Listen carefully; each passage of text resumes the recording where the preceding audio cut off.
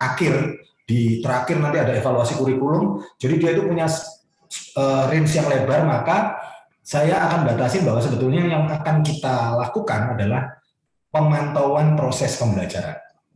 Jadi kita hanya fokus di tengah, di proses pembelajaran. Kenapa kok proses pembelajaran ini penting?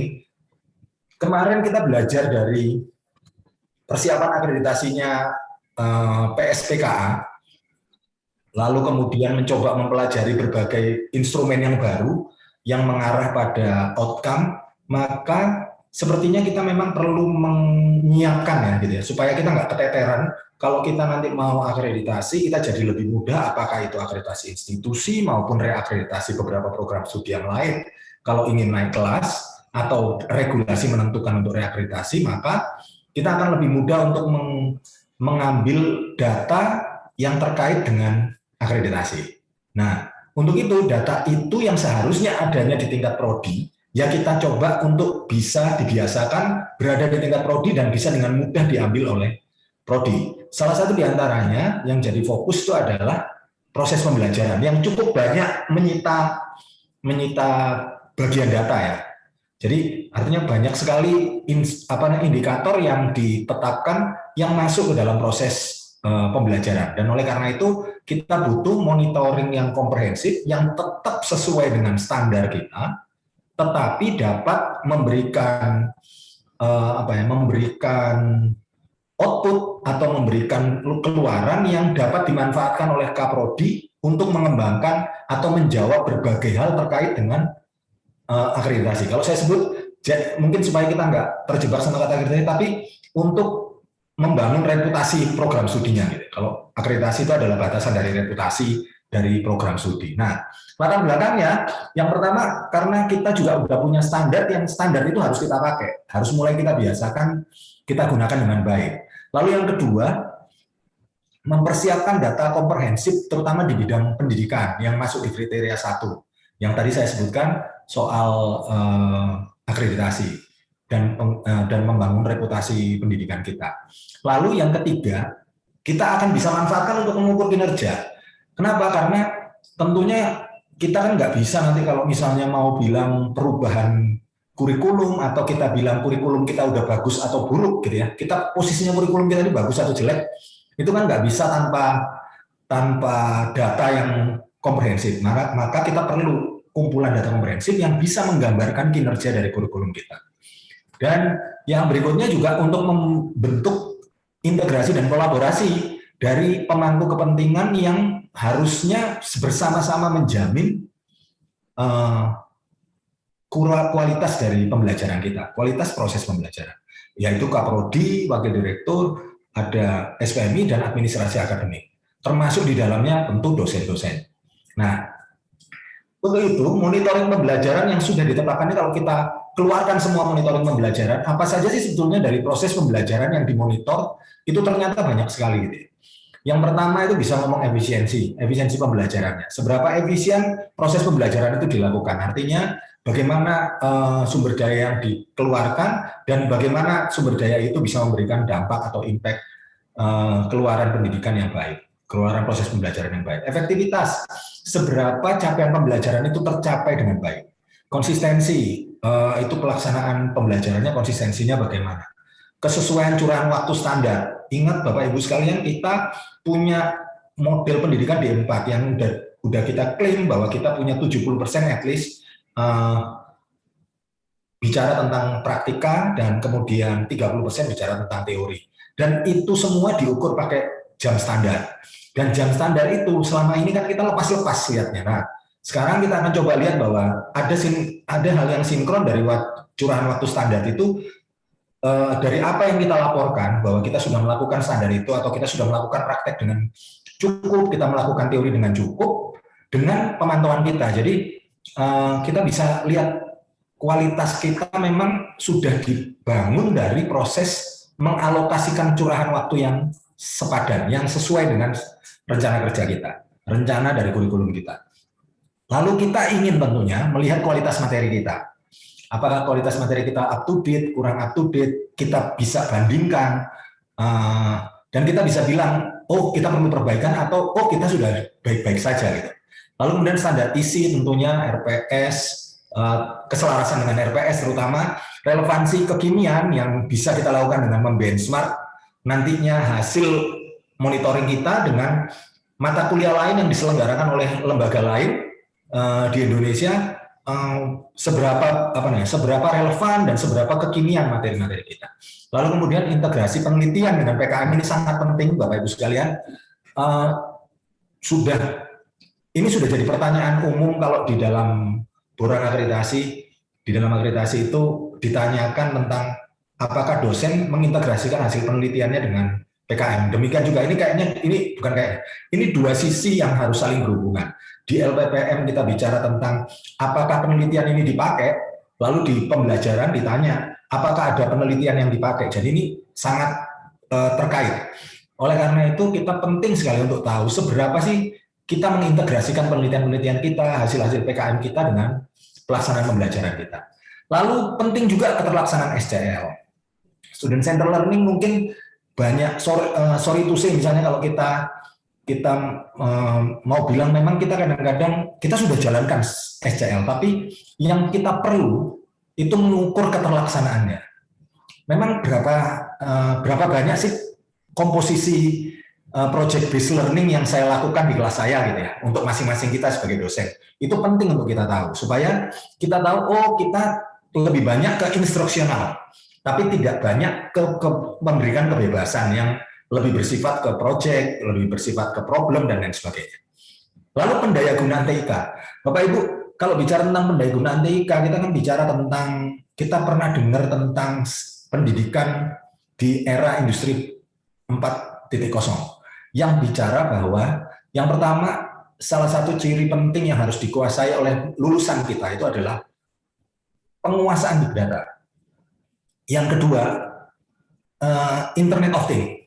Nah, dua hal ini perlu kita ukur di dalam perkuliahan kita. Harusnya tampil, harusnya ada, karena kita yakin kok ini ada gitu. Nah, cuma sekarang kita sudah ukur belum seberapa kita mengemploy TIK, teknologi informasi dan komunikasi, dalam bentuk melatih anak-anak kita menguasai data yang tersedia di internet, big data itu, atau seberapa jauh kita menggunakan dan memanfaatkan aplikasi-aplikasi yang bisa membuat anak-anak kita ini melek Internet of Things, sehingga anak-anak kita ini nggak gagap pada saat mereka keluar masuk ke dunia kerja mereka. Ini penting untuk kita pindai mulai sekarang. Kita biar tahu, anak-anak kita ternyata kurang nih di TIK-nya. Bukan hanya sekedar Microsoft Office lagi sebetulnya, tapi lebih ke aplikasi-aplikasi yang bermanfaat buat bidang ilmu dan keprofesian mereka. Lalu pengenalan aplikasi spesifik itu juga terkait dengan itu, pengumpulan dan penggalian data elektronik terkait dengan itu, teknik penilaian itu bagian akhir yang nanti sementara mungkin kita masih agak lemah di sini, tapi kita masih cari-cari bentuk. Lalu yang terakhir adalah pengujian ketercapaian yang harusnya dilakukan lewat komprehensif atau metode yang lain. Nah, ini sebetulnya metode monitoring yang kita butuhkan secara teknis. Lalu bagaimana kita mempersiapkannya? Jadi Bapak Ibu, kita membagi aras monitoring dari proses pembelajaran ini ke beberapa pemangku kepentingan. Salah satu di antaranya yang paling penting itu adalah Kaprodi yang memiliki kurikulum itu. Jadi di Kaprodi akan memiliki tanggung jawab untuk menguji atau untuk menilai dan memonitoring efektivitas pembelajaran, kualitas materi, standar isi, relevansi, kekinian, integrasi dengan penelitian dan PKM, keterlaksanaan SCL, pengenalan aplikasi spesifik, pengumpulan penggalian data elektronik, teknik penilaian, dan terakhir Kaprodi mungkin akan diminta untuk menguji ketercapaian kurikulumnya. Nah, ini tugas berat Kaprodi, tapi kita yakin tugas ini bukan sepenuhnya di pundaknya Kaprodi, tetapi kita berharap bahwa tugas ini akan berada juga di Bapak Ibu dosen sebagai pendukung dalam proses pembelajaran, sebagai pelaksana dalam proses pembelajaran. Nah, kalau kita coba petakan apa yang kita lakukan dengan monitoring yang akan kita coba operasionalkan ini sebetulnya sudah berada dalam desain penjaminan mutu pembelajaran kita.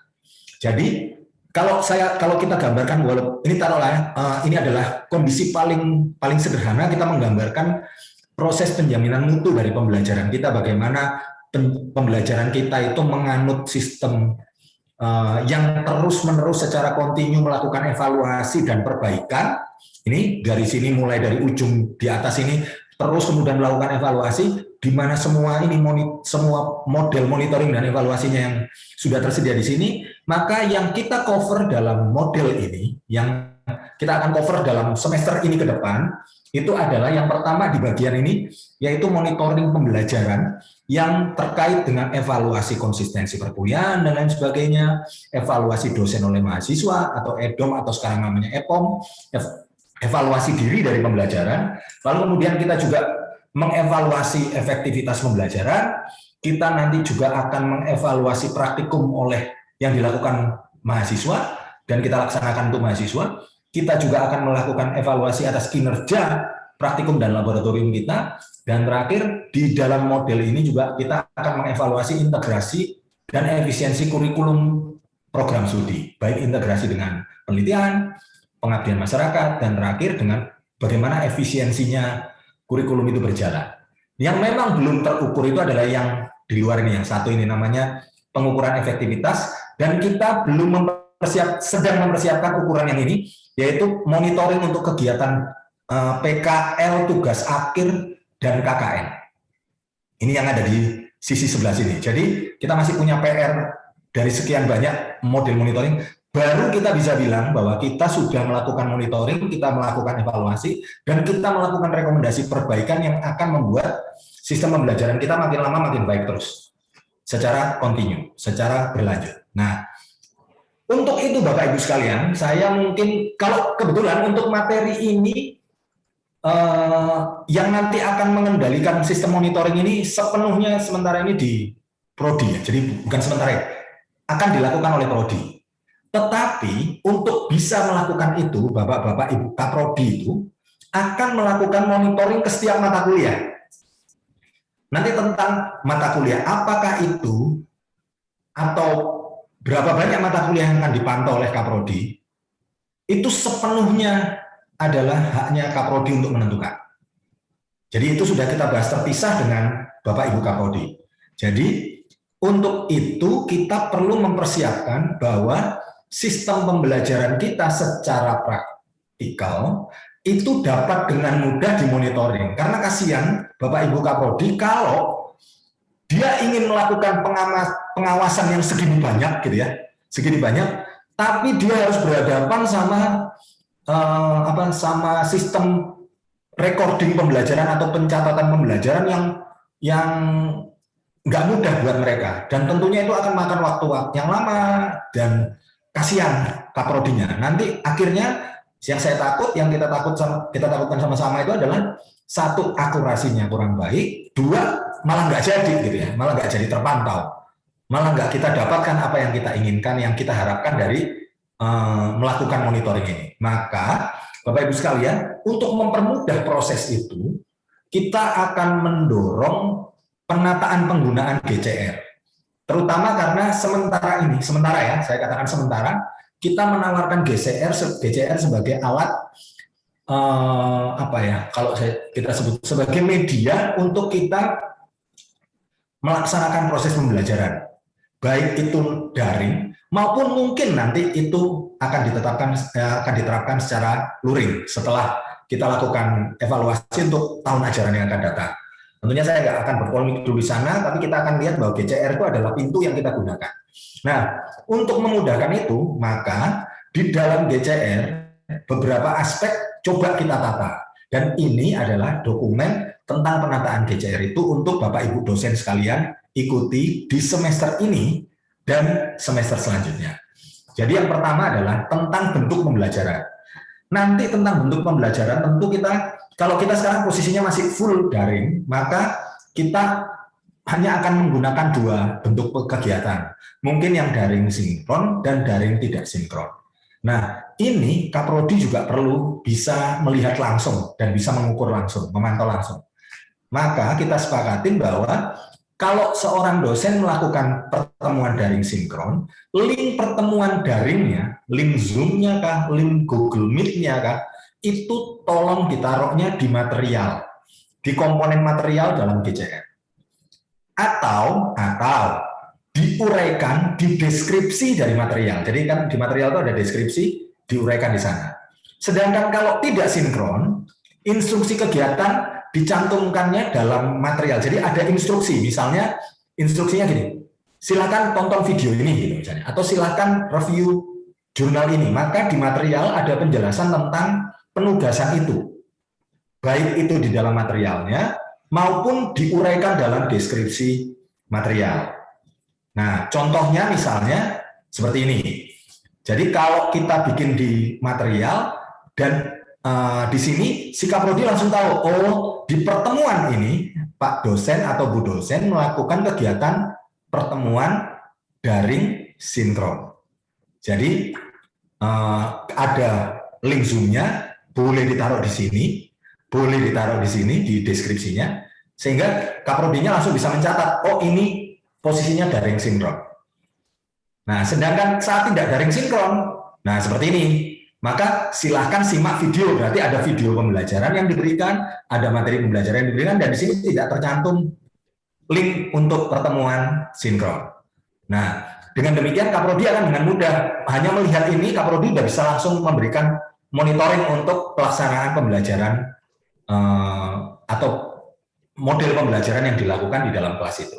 Sedangkan untuk luring, sementara saya belum lakukan belum melakukan penetapan karena kita memang belum ke luring dan kita masih akan membahas tentang pelaksanaan perkuliahan luring. Nah, yang kedua adalah tentang materi pembelajaran. Bapak Ibu sekalian, kita tahu materi pembelajaran itu cukup banyak. Kemarin Pak Ferry di awal waktu kita pelaksanaan kegiatan perkuliahan yang daring setelah pandemi COVID sudah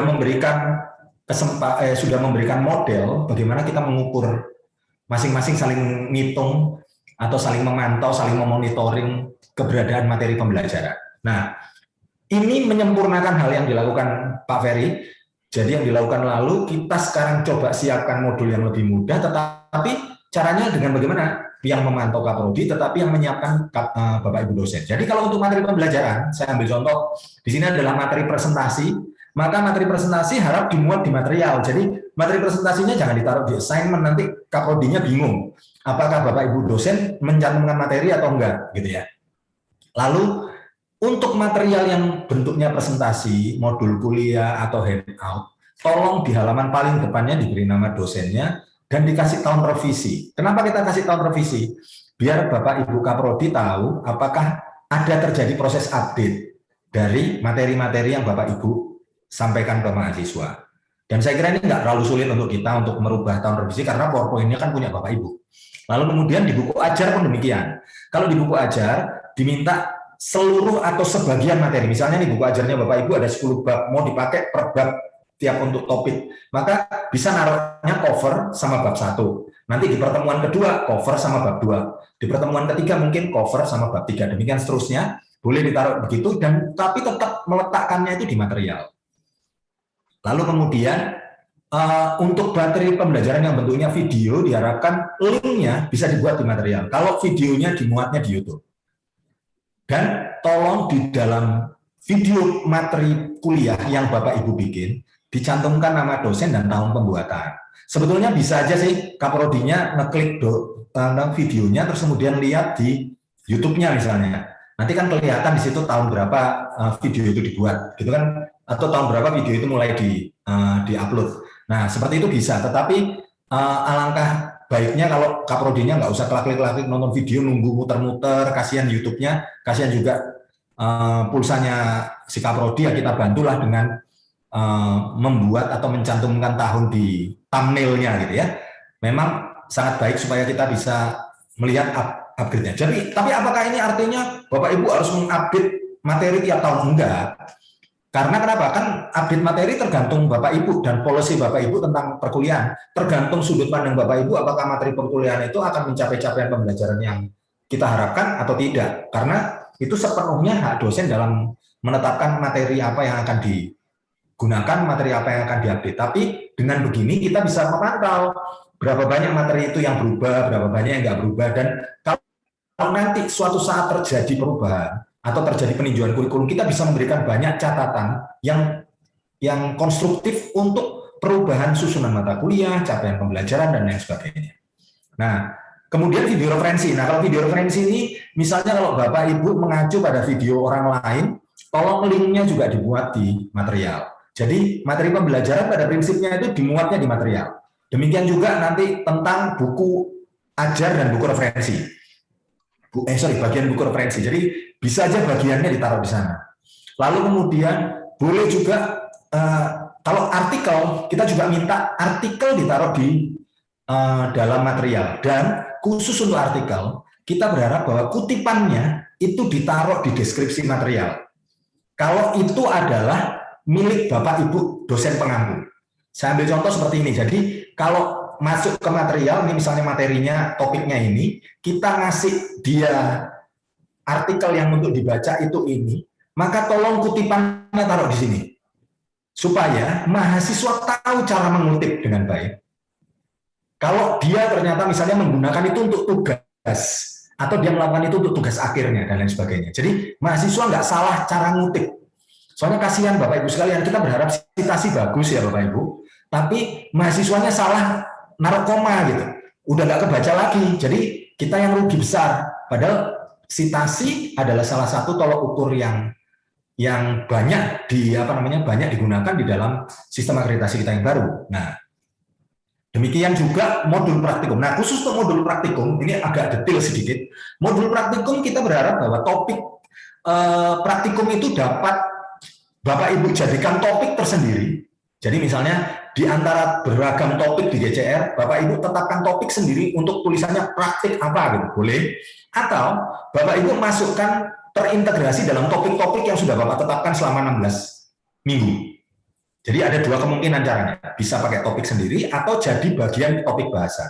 Nah, tapi yang paling penting dari modul praktikum adalah kalau Bapak Ibu taruh itu di materi, taruh di material, gitu ya. Kalau topik sendiri dia ditaruhnya di material, maka tolong dicantumkan bahwa covernya itu harus mencantumkan topik materi, dan yang paling penting ini alokasi waktu serta tahun revisi. Jadi yang salah satu yang kita harapkan untuk diukur di dalam modul praktikum itu adalah alokasi waktu mahasiswa akan mengerjakan seluruh kegiatan praktikum dalam modul itu. Dan itu ditaruhnya kalau untuk yang topik sendiri di material, kalau yang untuk gabung dengan topik pokok bahasan perkuliahan ditaruhnya di assignment. Kan assignment praktikum apa gitu dalam satu rangkaian topik bahasan. Nah, sedangkan desain cover modul praktikum, karena saya kira kita belum punya pedoman untuk itu, tapi memang udah ada standarnya. Nanti Bapak Ibu silakan lihat standar bagaimana. Kalau semoga nanti bisa dapat masukan dari Pak Ferry tentang standar penetapan cover modul praktikum atau identitas dari buku ajar dan sebagainya. Tapi sepenuhnya desainnya kita serahkan sama Kak Prodi. Nah, contohnya seperti ini. Kalau ini adalah contoh kalau dia praktikumnya tersendiri, jadi dijadikan satu topik bahasa. Namanya misalnya praktik pendugaan cuaca. Maka modulnya ditaruh di sini nih, modulnya ditaruh sini, lalu modul itu dijelasin. Modul itu panjangnya 240 menit, aplikasi yang digunakan untuk melengkapi modul itu ini HTTP-nya, fungsinya aplikasi ini adalah pendugaan. Nanti kita akan bahas lebih jauh tentang aplikasi. Lalu modulnya tampil di sini. Ini kalau modulnya atau praktikum itu dilaksanakan dalam satu topik terpisah, topik tersendiri. Kalau praktikum itu dilaksanakan bergabung ya ditaruhnya di assignment. Nah, saya nggak kasih contoh di sini. Bapak Ibu, selanjutnya adalah kalau kita menggunakan data elektronik. Nah, kalau data elektronik biasanya kan data elektronik itu jadi assignment. Jadi kita berharapnya data elektronik atau aplikasi spesifik yang Bapak Ibu gunakan atau Bapak Ibu tugaskan untuk penugasan mahasiswa dimuatnya di assignment. Lalu link situsnya tolong ditulis di deskripsi assignment supaya bisa di-copy dengan mudah oleh Kaprodinya. Lalu nama aplikasi, link situs aplikasi itu dicantumkan juga di deskripsi assignment. Contohnya seperti ini. Misalnya kita minta mahasiswa melakukan analisis elastisitas silang, assignment ini. Lalu dia akan menggunakan datanya siapa? Datanya TreatMap sama FAO Stat. Maka kalau itu penggunaannya data seperti ini, mahasiswanya nyari ke sumber data tertentu, kita tulis linknya di sini kita kasih link lagi. Boleh seperti ini. Ini untuk yang tugasnya hanya untuk cari data atau mengeksplor data. Lalu kalau dia menggunakan aplikasi, contohnya ini, dia tetap assignment, lalu dia melakukan analisis simulasi emisi karbon misalnya, kita udah menetapkan bahwa dia pakai alat simulasi yang udah tersedia di internet aplikasi, misalnya En-ROADS. Nah, lalu link En-ROADS-nya ditaruh di sini kasih link En-ROADS-nya sehingga mahasiswanya mudah ngeklik, lalu di situ dicantumkan tugasnya apa dan fungsinya dari aplikasi itu apa. Kenapa kok perlu kita fungsi aplikasi? Kadang-kadang kan Bapak Ibu Kaprodi juga nggak perlu nggak usah sampai ke dalam melihat aplikasinya untuk tahu itu aplikasi apa gitu. Jadi enak minta tolong Bapak Ibu sekalian nulis, oh ini adalah En-ROADS, ini adalah simulasi emisi karbon secara interaktif misalnya, dan seterusnya. Lalu berikutnya setelah materi, tentunya metode. Udah bangunan dasar dari sistem pembelajaran kita, bahwa sistem pembelajaran pendidikan tinggi itu didorong untuk menerapkan sistem SCR. Nah, penerapan ini kita perlu jelaskan. Nah, ini agak sulit kan Bapak Ibu. Kan kasihan ya Kaprodinya kalau meriksain satu-satu materi topik pembelajaran, tapi mereka nggak dapat kata kunci. Ini dosennya ini ngadakan, ini apa ya dosennya ini? Ini project based learning kah? Ini problem based learning kah? Ini kolaboratif learning kah? Oleh karena itu, Bapak Ibu, kita perlu membiasakan menggunakan berbagai kata kunci. Mungkin ini cuma saran saya sementara, karena kita bisa mengembangkan berbagai kata kunci dari sistem ini, sambil kita sama-sama belajar lebih dalam tentang SCL, lebih dalam dan lebih jauh tentang SCL. Nah, contohnya seperti ini. Jadi, kita coba deskripsikan beberapa tipe SCL ya. Bapak Ibu, ini tidak membatasi jenis metode pembelajaran SCL, tetapi ini yang kita gunakan secara hierarkis pada metode pembelajaran yang akan kita pantau pada SCL yang sementara ini kita pegang. Yang pertama, self-directed learning. Ini adalah pembelajaran mandiri. Biasanya keywords-nya, kalau Bapak Ibu misalnya pembelajaran mandiri ini, itu keyword-nya gini, apa yang akan dipelajari, bagaimana akan dipelajari, dan laporannya itu tergantung mahasiswanya sendiri. Dosen hanya ngasih topik, lalu apa yang akan dipelajari dari topik itu, bagaimana mereka belajar, dan bagaimana mereka melaporkan itu murni dari mereka sendiri. Itu self-directed learning.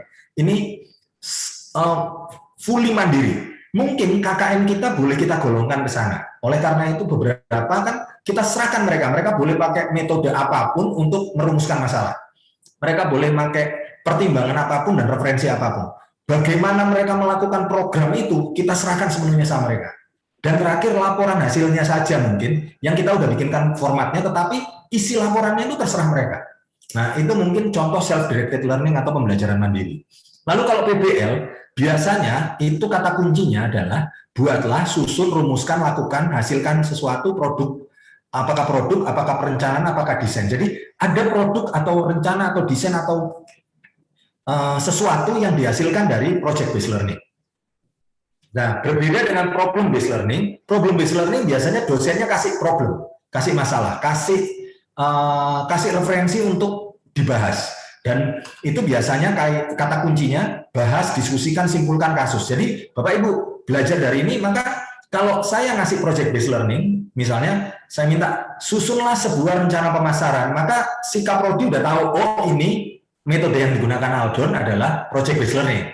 Tapi saat saya bilang diskusikan masalah ketimpangan sosial ini, maka saya tahu Kaprodi waktu memantau dari penugasannya, dari assignment itu, Kaprodi udah tahu, oh ini yang dipakai problem based learning. Jadi Kaprodi bisa langsung nyentang dan ngisi berbagai macam model pembelajarannya. Demikian juga simulasi kata kuncinya adalah lakukan seperti contoh misalnya isi formulir berikut dan lain sebagainya. Lalu kalau collaborative learning, ini agak mirip sama cooperative learning, tapi kalau collaborative learning, dia itu ngerjakannya semua fully bersama-sama. Tugas kelompok. Jadi, di sini biasanya mereka tugasnya apakah bikin konsep, apakah menyusun hal tertentu, bisa bentuknya project based learning, bisa problem based learning. Dan dikerjakannya kolaboratif. Kalau yang tadi ini kebanyakan individu atau kelompok ini ya.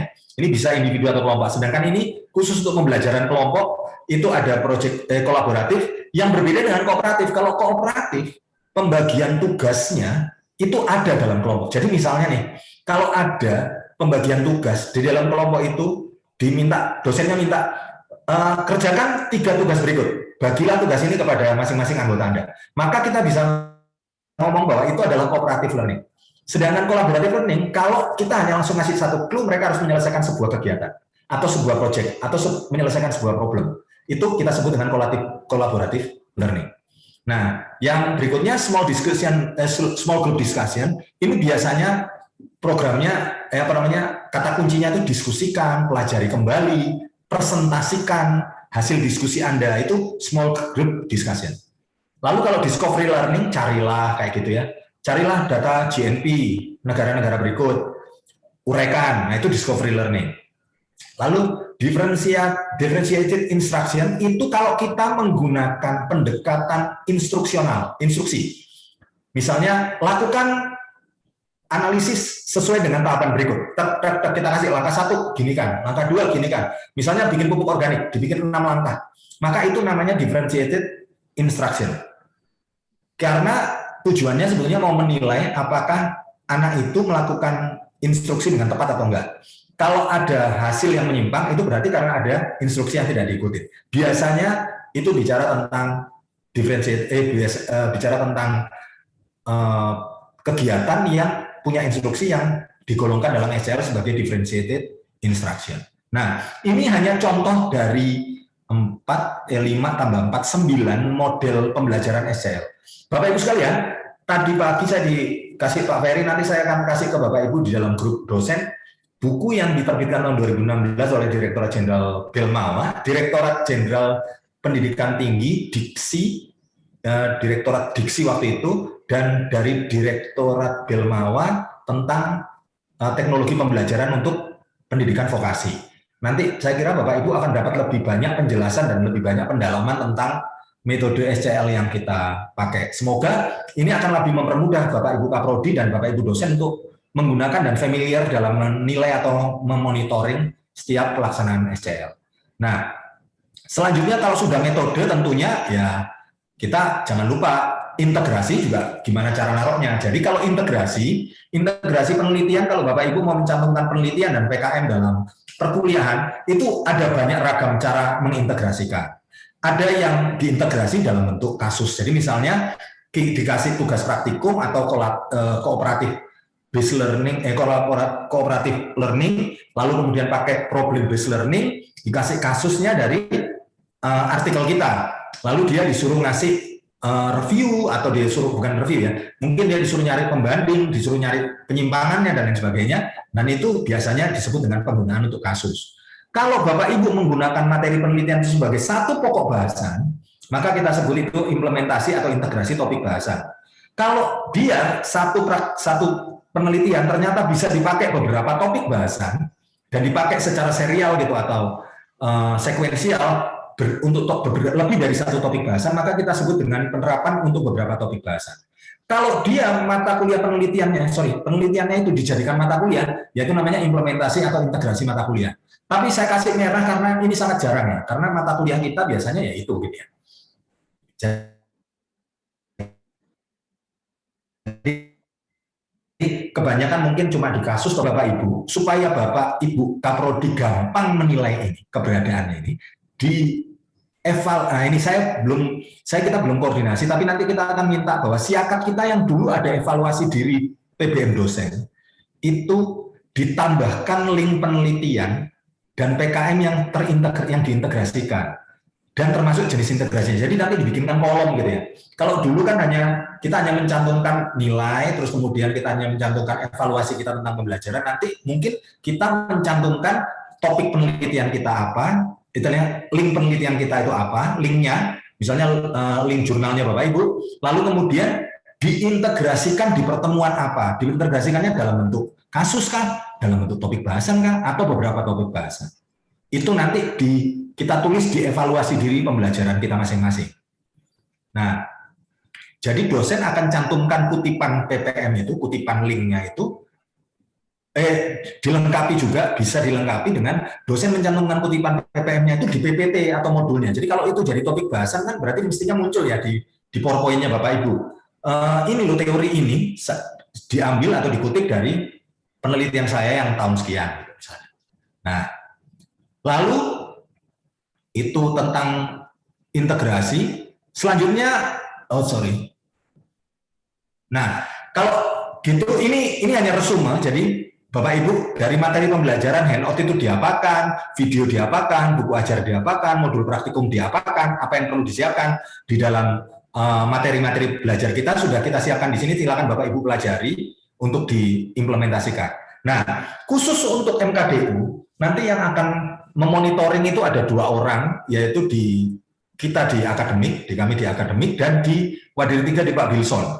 Tapi jenis apa yang diamati atau yang dimonitoring itu berbeda. Kita mungkin akan punya modul yang sama. Kita akan punya modul yang sama yang akan diisi oleh dua stakeholder ini. Di akademik kita akan mengisi tentang ini, sedangkan di Pak Bilson akan diisi tentang kualitas materi, standar isi, keselarasan, relevansi, kekinian, integrasi materi khusus kalau ada. Contohnya sikap nilai intinya WBI, 5 dosa bangsa dan dosa-dosa lainnya, inklusi pajak atau kesadaran pajak, dan lain sebagainya. Kalau ada materi-materi titipan itu, yang memantau keberadaan materi itu dan tersedianya materi itu Pak Bilson. Nanti Pak Bilson yang akan mengukur semuanya. Nah, itu yang kira-kira Bapak Ibu tentang terkait dengan monitoring pembelajaran kita. Semoga Bapak Ibu, kalau kita berharap sih kita udah bisa terapkan itu di semester ini. Jadi Bapak Ibu Kaprodi juga sudah menyatakan kesiapannya. Tinggal Bapak Ibu, ayo kita mulai menyesuaikan pertemuan kita yang dari hari ini ke depan supaya dengan mudah bisa dipantau oleh Bapak Ibu Kaprodi dengan cara mengikuti model yang seperti kita sarankan ini. Semoga nanti Bapak Ibu Kaprodi di akhir semester ini sudah bisa istilahnya kalau ini soft trial gitu, maka si Bapak Ibu Kaprodi akan bisa mempresentasikan dan bisa menyampaikan tentang kinerja pembelajaran dari mata kuliah kita di semester genap tahun ajaran 2020-2021 ini. Saya kira mungkin sementara itu dulu. Saya akan buka tanya jawab apabila Bapak Ibu ada yang bertanya atau atau mengkritisi, boleh silakan Bapak Ibu. Pak Aldon. Siap, Pak, silakan. Mumpung saya ingat Pak, ini terkait dengan integrasi penelitian PKM dalam perkuliahan. Nah ini kalau misalnya itu, kalau kita angkat misalnya dari hasil skripsi mahasiswa yang kita bimbing, artinya itu kita bisa masukkan juga bagian dalam perkuliahan kan? Artinya di sana kan banyak misalnya itu ya topik-topik yang katakanlah penerapan atau yang terkait dengan skripsinya, kita tarik itu bagian dari perkuliahan. Kita bisa juga Pak ya, bukan hanya penelitian mandiri kan Pak?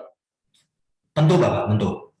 Karena kan yang harus kita baca Bapak, kan tujuannya ya, mengintegrasikan hasil penelitian dan PKM itu sebetulnya untuk memberikan overview ke mahasiswa di kelas bahwa ini itu ada empirisnya, gitu. Ada bukti-bukti empirisnya. Apakah itu dilakukan di skripsi kah, dilakukan di tesis, dilakukan di disertasi dosen, atau di publikasi dosen. Jadi saya kira yes. Yang penting kemudian Pak Aldon, saya kebetulan ada di mata kuliah akuntansi manajemen itu. Saya pernah waktu saya masih bekerja di perusahaan ya. Jadi apa yang saya lakukan di perusahaan itu bagian dari analisis keuangan di sana. Saya tahu coba tarik itu ya, tentu di sana kan saya hanya mengambil angka tanpa menyebutkan nama perusahaannya. Itu juga kita bisa masukkan Pak atau bagaimana Pak ya? Bisa. Kan itu hasil riset juga Pak. Sebenarnya dibilang hasil riset sih sebenarnya itu hasil dari hasil dari bagian dari pekerjaan kita ketika kita bekerja di sana. Kan pengalaman, Pak. Cuma berarti nggak ada linknya kan, Pak? Tidak ada linknya, tidak ada. Tapi Bapak cantumkan, boleh. Itu cuma gini, kalau kayak gitu namanya bukan integrasi penelitian, karena bukan riset. Kalau bukan riset. Yang diukur nanti di dalam, saya kembali lagi, ini sebetulnya kan mau mengukur kinerja. Kalau integrasi itu sebetulnya kinerja, seberapa gayutkah riset kita dengan pembelajaran yang kita lakukan sebagai kurikulum kita kan gitu ya. Kita out of kurikulum apa di dalam kurikulum sebetulnya sih waktu kita bikin riset itu. Nah, sebetulnya lihat kontribusinya dari situ. Saat penelitian saya nggak bisa dipakai sama sekali, misalnya nih saya penelitian tentang kecepatan penguapan di kettle uap gitu ya. itu kan nggak bisa kepakai Pak di agribisnis ya. Walaupun saya masuk Scopus Pak, ya nggak ada guna lah sebetulnya. Jadi saya nggak bisa masukkan sebagai penelitian yang terintegrasi dengan mata kuliah. Berarti itu, wah ini apa namanya, level lain ini dosennya kan gitu ya. Kira-kira gitulah mungkin. Makasih Pak. Siap. Mungkin ada Bapak Ibu lagi, silakan Pak. Tambahan Pak Alon bisa nambah bukan nanya. Oh ya boleh Pak, tentu. Ya, menambahkan Pak Aston tadi itu penelitian yang dimaksud itu penelitian dosennya. Jangan pula nanti penelitian skripsi saya pembimbingnya, nah, itu dimasukkan pembelajaran Pak Aston misalnya. Yang ya kalau owning ya Pak ya, kalau owning kan, owning pembelajaran si dosen pengampu. Iya, iya. Ya, owning. Saya bisa masukkan penelitiannya Pak Aston loh Pak di penelitian saya, tapi itu bukan integrasi penelitian saya ke dalam mata kuliah saya, tapi integrasi penelitiannya Pak Aston ke penelitian saya, ke pembelajaran saya. Iya. Berikutnya tentang SCL itu loh Pak.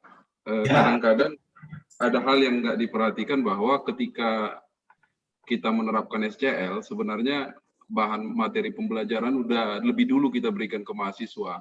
Ya. Jadi sebenarnya gampang saja melihatnya kalau misalnya materi pembelajarannya pada saat itu juga diberikan, dan pada saat itu juga diberikan, itu saya kira bukan student center learning. Jadi artinya ada saat mahasiswa menginternalisasi pembelajaran yang kita berikan, kemudian baru kita melakukan, misalnya kalau dalam pertemuan, misalnya studi kasus dan lain-lain, jadi materi pembelajarannya sudah sebelumnya diberikan. Jadi ada waktu bagi mahasiswa untuk belajar, kemudian waktu tatap muka atau misalnya proyek-proyek mereka sudah memiliki dasar gitu. Itu aja Pak. Jadi gampang saja melihat SCL atau tidak sebenarnya. Kalau misalnya SCL katanya tapi materi pembelajarannya diberikan pada saat perkuliahan, saya kira itu bukan SCL dia. Ya. Siap Pak, terima kasih Pak masukannya. Jadi itu saran buat kita Bapak Ibu sekalian. Baik, mungkin Bapak Ibu sekalian ada lagi yang ingin ditambahkan atau ditanyakan? Nah, Bapak Ibu sekalian, saya sudah sambil menunggu, saya sudah kirimkan materi yang kata Pak Ferry itu sudah pernah diupload. Saya dikasih Pak Ferry juga, sudah pernah saya upload kata Pak Ferry gitu. Jadi saya izin ya Bapak Ibu sekalian diulang lagi. Itu materi tahun 2016 tentang teknologi pembelajaran di pendidikan vokasi. Saya kira itu bisa jadi pedoman kita tentang implementasi SCL dan bagaimana cara SCL itu diterapkan untuk pendidikan vokasi. Cukup, bukan, enak sekali bacanya karena bahasa Indonesia itu enaknya. Baik Bapak Ibu silakan, ada lagi?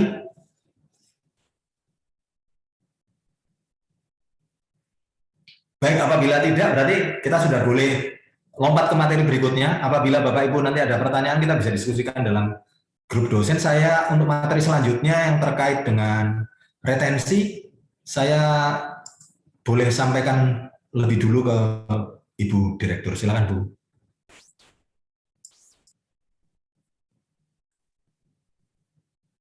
Iya Pak Aldon, sorry tadi Bapak mau minta saya bicara soal retensi mahasiswa maksudnya? Ya Pak, Bu, yang kemarin sempat Ibu notif di grup. Oh, baik.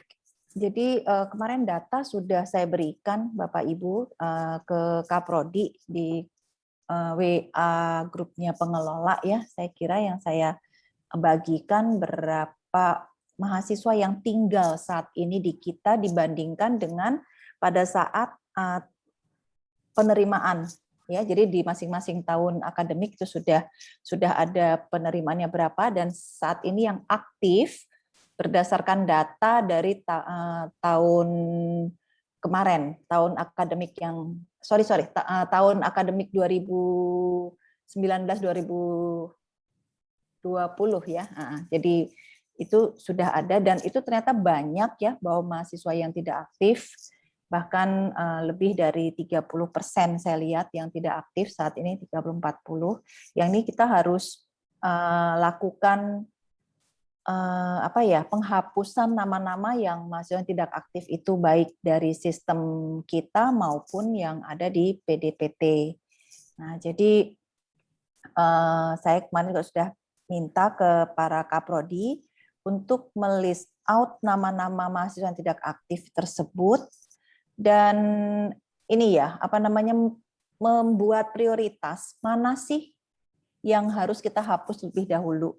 Nah, itu kan pertimbangannya banyak. Mungkin yang sudah tidak aktif lebih dari 3 semester misalnya, itu diprioritaskan, dalam arti itu akan menjadi tugas dari Pak Simbolon, tentu sepengetahuan saya dan juga Pak Aldon, untuk mulai menghilangkan nama-nama tersebut secara berkala. Ya, jadi mungkin semester ini dihilangkan berapa orang, semester depan, semester berikutnya, demikian yang akan kita tempuh supaya peserta student body yang ada di WBI itu ya bersih gitu ya, tidak seperti saat ini. Itu aja sih sebenarnya pesan yang mau saya sampaikan, hal retensi mahasiswa ini, dan ini juga jadi jadi pengingat buat kita masing-masing ya, karena ini tidak hanya tanggung jawab Kaprodi ataupun direktorat, tapi juga menjadi tanggung jawab kita dosen, bagaimana kita bisa membuat mahasiswa kita dalam tanda petik itu betah di WBI ya, dan juga kita harus memantau mahasiswa kita yang menjadi perwalian kita ya. Jadi harus menjadi kebiasaan kita setiap awal semester, siapa yang tidak mengisi KRS ya, kemudian sampai batas waktu mungkin 3 minggu. Nah, kita harus mengecek kembali di list mahasiswa wali kita, siapa yang belum mengisi diingatkan. Dengan demikian kita tahu ya mahasiswa kita mahasiswa yang kita perwalian kita itu mana yang memang betul masih aktif, masih mau kuliah, atau yang tidak kuliah lagi. Jadi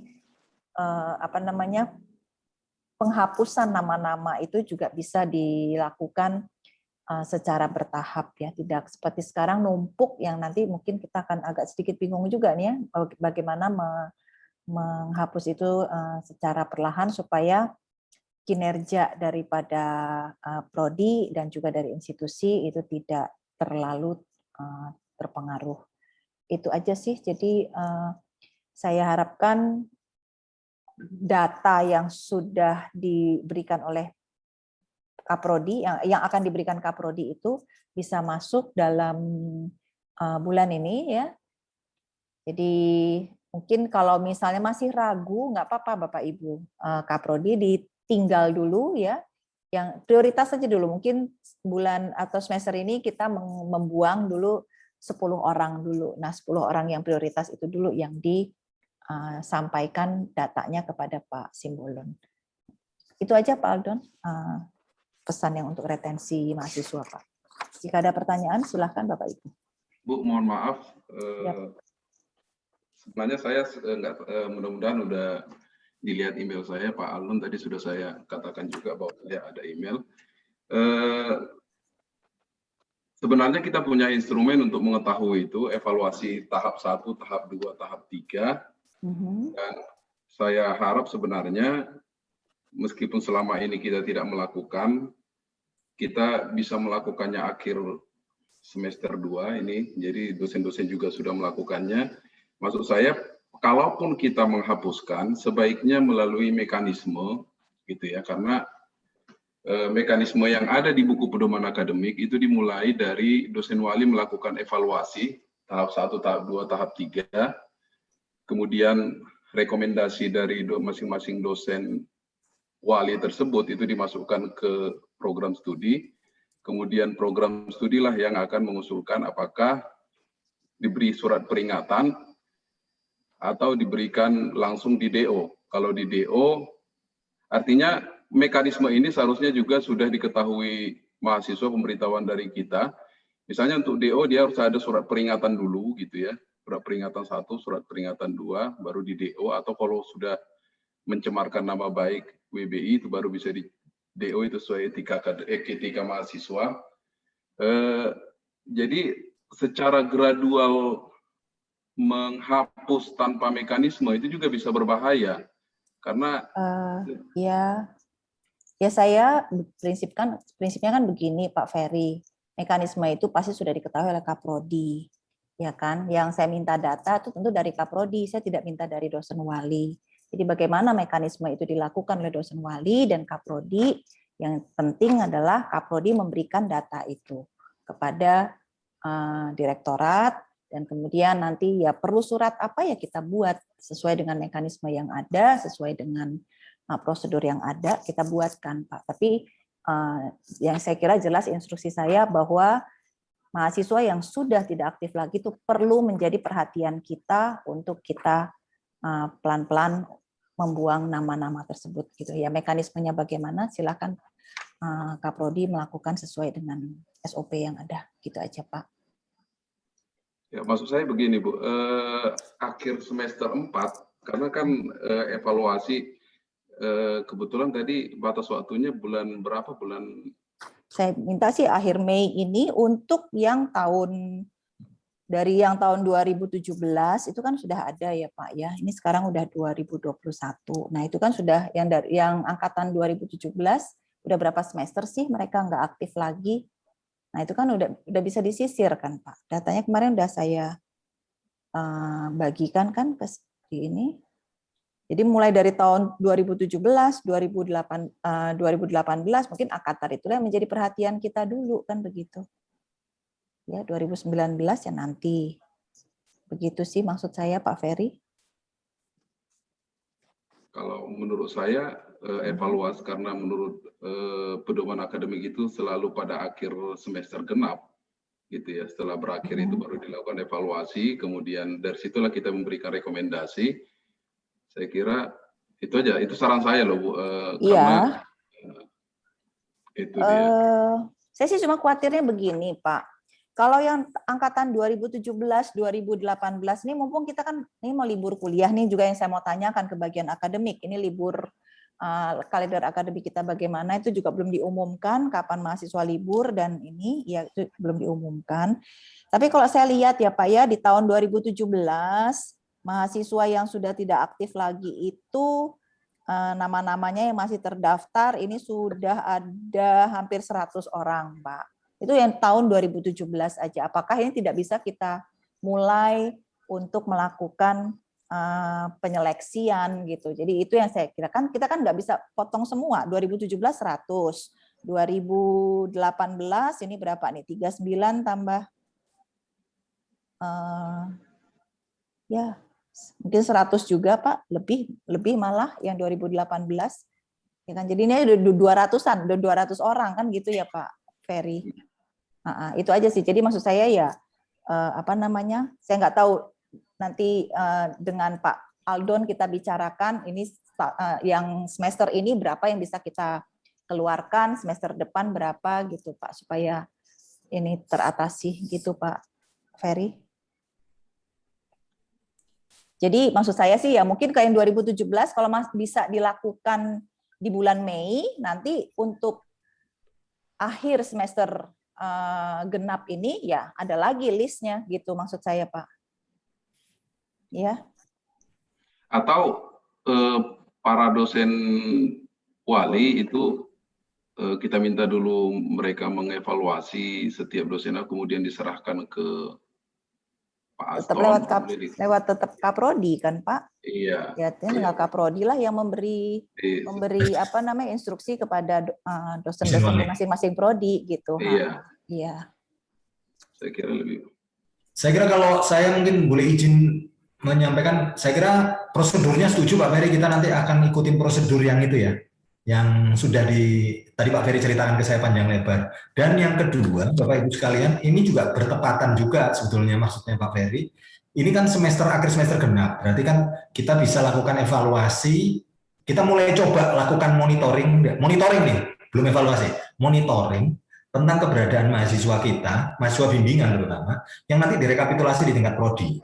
Jadi nanti kita akan monitoring untuk mahasiswa yang sudah di semester 2, semester 4, semester 6, dan semester 8. Semester 8 enggak ya, semester 2, 4, 6, 3 kali. Jadi nanti Pak Ferry sudah kasih ke saya form monitoringnya. Saya nanti akan coba diskusikan bagaimana form monitoring itu kita sampaikan biar mudah diimplementasi gitu Pak Ferry. Nanti itu kaitannya sama dosen wali yang boleh akan diteruskan oleh Kaprodi. Lalu tentang daftar nama fix yang sudah disampaikan oleh Bu Direktur itu saya kira itu memang sudah istilahnya itu nggak perlu dikonfirmasi, kita udah jelas tahu dia misalnya nggak ada gitu ya. Itu udah mulai kita listing nih sekarang. Yang itu kalau itu saya kira Pak Kaprodi sudah langsung bisa tanpa yang udah nggak ragu Pak Kaprodinya, Ibu Kaprodinya udah nggak ragu, langsung aja udah ditandain sehingga kalau kita sudah tahu, saya sama Pak Bernard bisa bahas tentang bagaimana proses mengeluarkannya. Tentunya nggak bisa mengeluarkan langsung sporadis dalam satu kali. Nanti kita akan tentukan beberapa tahapan supaya tahapannya itu rasional. Jadi nggak kelihatan, mahasiswanya WBI kok tiba-tiba jeblok gitu ya, nggak kelihatan gitu. Itulah nanti yang akan kita bahas di tingkat prodi dan di tingkat akademik. Gitu Bu ya? Iya Pak, maaf tadi mungkin datanya salah Pak, saya lihat dari data yang ada. Jadi tahun 2017 ada 22, ya. Tahun 2018, angkatan 2018 ada 91, dan angkatan 2019 selisihnya ya, atau ada 16, jadi nggak sampai 200 Pak, cuma ya 130-140 orang Pak. Itu aja catatannya. Tapi 130 ya dari 600. Enggak, tadi kan saya sebutnya 200 Pak, saya koreksi jumlahnya Pak Aldon. Ya, lumayan, makanya itu saya kira mesti segera diputuskan ini Pak. Iya, nggak bisa dibiarkan berlarut lagi. Tapi ada usul Pak Bu Jenny dan juga Pak Aldon.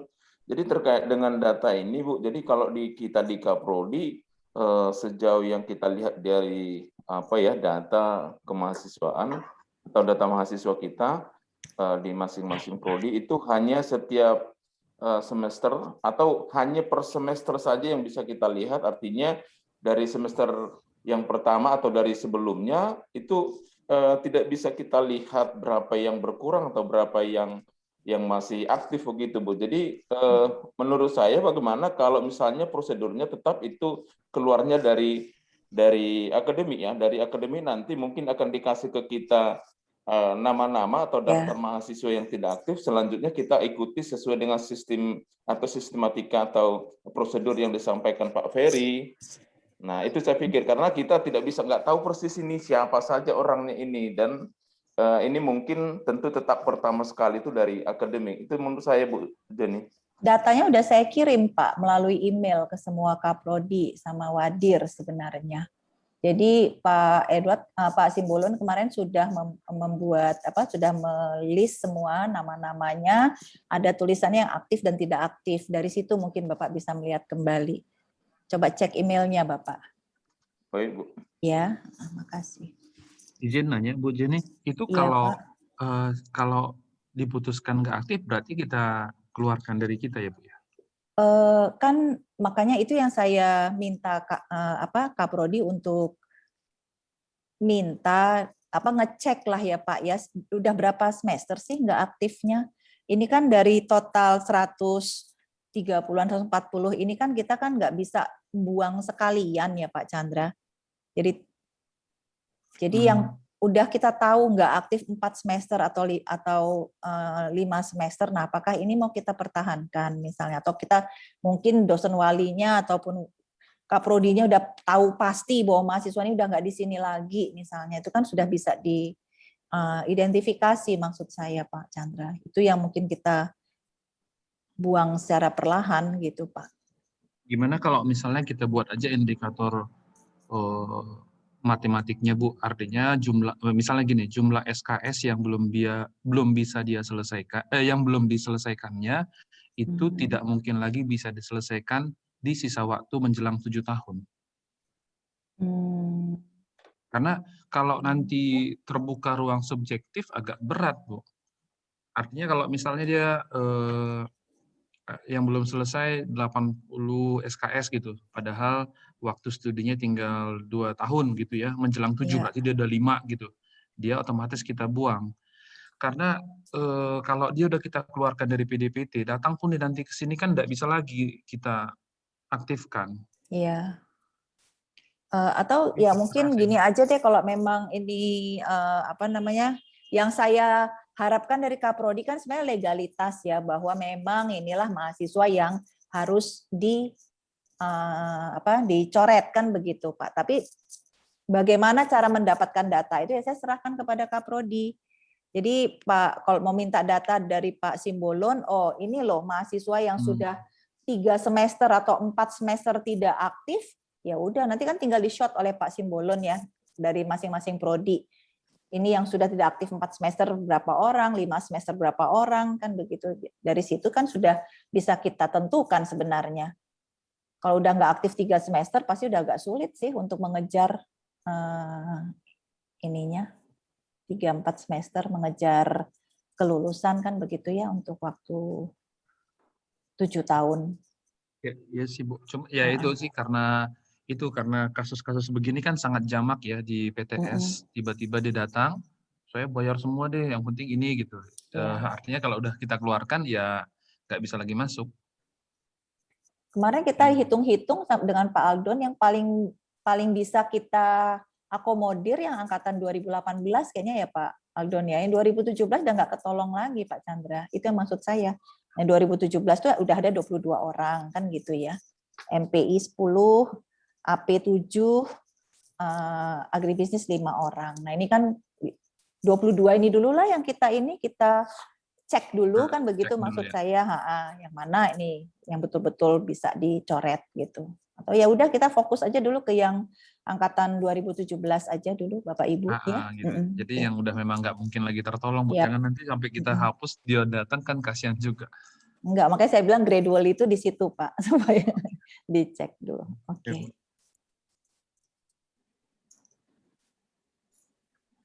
Ada lagi Bapak Ibu sekalian? Saya kira ada satu lagi PR mungkin yang ini kayaknya mungkin nanti aja kita bahas kapan-kapan di rapat yang lebih gede, tapi mungkin boleh ya saya titip ini ke prodi masing-masing untuk mulai coba-coba ngasih, bukan coba-coba ya, tapi mulai coba-coba mendiskusikan juga apa sih kira-kira yang dirasakan mahasiswa atau apa sih penyebab utamanya mahasiswa kita loss gitu ya, apa policy kita supaya kita juga bisa lakukan tindakan perbaikan yang ke depan. Karena yang kasihan juga saya dengar-dengar dari seperti Rodin gitu, saya dapat laporan, oh KIP yang hilang yang KIP gitu ya, itu lebih repot lagi gitu karena itu wujud kepercayaan kita dari yang memberikan kita jalan gitu ya, tapi kita sendiri kayaknya nyari mahasiswanya nggak niat gitu kan, itu rasanya juga kayak kurang pas gitu. Jadi mungkin Bapak Ibu Kaprodi boleh bantu kita untuk berikan masukan gitu ya lewat diskusi dengan dosen, karena dosen kan yang paling tahu kondisi di lapangan mungkin ya dari mahasiswanya. Kira-kira apa ya, dan kira-kira kita perlu perbaikan apa mungkin yang kita bisa lakukan untuk ya paling nggak mengurangi ke depan. Mengurangi ke depan itu artinya kan apakah itu dimulai dari langkah waktu kita intake atau waktu dalam proses di dalam mahasiswa itu berproses di WBI gitu misalnya. Itu saya kira perlu kita dengar-dengar juga Bapak Ibu sekalian. Terima kasih. Mungkin ada lagi Bu? Sebelum ke sana mungkin ya, silakan Pak. Ini hanya data aja sih ya. Untuk kampus PTS yang tidak melakukan penyaringan waktu masuk, artinya semuanya masuk, kehilangan mahasiswa itu memang di kisaran 25-30%. Di berbagai kampus lain juga di Sumatera Utara seperti itu tingkat retensinya. Artinya dengan data itu kita bisa membandingkan kita itu di positioning mana. Bukan mau mengatakan oke lah ya sudah kalau 20% kalau itu kita terima aja, bukan. Maksud saya adalah lebih ke arah membandingkan di tempat lain juga begitu. Jadi banyak kampus kita, kampus-kampus di luar, atau saya sebut misalnya satu contoh ya, UHN itu 15.000 student body-nya, yang bayar uang kuliah itu 10.000. 10.000 berapa gitu. Jadi itu data yang beberapa kampus lain juga saya tahunya sekitar di situ. Dan tinggi sekali potensi mereka datang lagi gitu untuk Ya biasalah ya, mungkin pas dia mau nikah gitu ya, butuh gelar gitu, dia mau studi lagi, ya dengan berbagai alasan lah Bapak Ibu. Artinya angkanya sekitar 25 sampai 30. 20 sampai 30 lah, range-nya juga banyak. Untuk kampus yang penerimaannya ambil semua. Jadi daftar ambil, kita kan masih di situ ya ininya. Ya, terima kasih Pak. Terima kasih. Baik, itu mungkin Bapak Ibu ada lagi tambahan untuk retensi kita, retensi mahasiswa kita? Kalau nggak ada, biar kita lompat ke sesi ke materi berikutnya. Saya kira kita sudah boleh, Bu ya, geser. Iya, Pak. Baik. Bapak Ibu sekalian, terkait materi berikutnya ini adalah tentang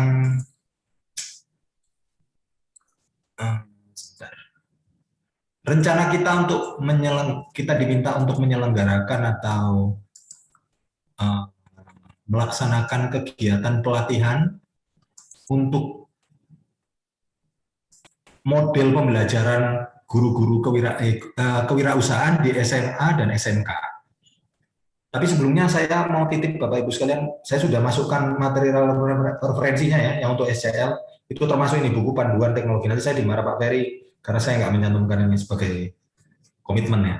Jadi Bapak Ibu boleh baca SCL-nya di materi buku ini, saya kira ini enak sekali dibaca. Nah, kembali, kita diminta untuk bisa menyelenggarakan pelatihan model pembelajaran kewirausahaan SMA dan SMK se-Deli Serdang. Bapak Ibu sekalian, pelatihan ini terutama dikhususkan untuk gini, kita itu akan memberikan sebuah model pembelajaran 1 semester penuh gitu ya. Jadi modulnya lengkap 1 semester penuh yang akan kita kasih ke mereka untuk mereka pakai di dalam pembelajaran SMA dan SMK. Gitu ya, di SMA maupun SMK. Dan pelaksanaannya rencananya adalah dilaksanakan tanggal 17 sampai 22 Mei tahun 2021. Pelaksanaan yang kemarin sempat kita diskusikan dalam format daring ternyata lebih disepakati oleh kepala-kepala sekolah dan guru calon peserta itu untuk dilakukan secara luring. Jadi ini juga tantangan lagi karena harus menyediakan ruangan gitu ya. Dan ini pelaksanaan luring itu kalau kita lihat jumlah pesertanya, peserta yang terdaftar sampai hari ini itu 117 guru SMA dan 217 guru SMK. Dibagi untuk 12 kelas, masing-masing kelas itu ukurannya 25 sampai 30 orang. Dan rencananya ini karena lokasinya banyak, beberapa sekolah Deli Serdang itu jauh dari jangkauan, maka kita dapat rekomendasi untuk melakukannya di 2 tempat. 1 tempat di WBI dan 1 tempat di SMA Tanjung Morawa. Dan itu pembagiannya adalah 8 kelas akan dilakukan di WBI dan 4 kelas dilakukan di SMA Tanjung Morawa dengan sistem simultan ya. Jadi artinya Bapak Ibu sistemnya itu kejar-kejaran gitu ya. Jadi nanti kelompok pertama masuk materi 1, kelompok 2 masuk materi 2, dan demikian seterusnya sampai dengan 1 minggu ini harus selesai untuk semua kelompok 334 guru sekolah ini. Dalam waktu 1 minggu ini cuma 6 hari ya, mulai dari Senin sampai Sabtu.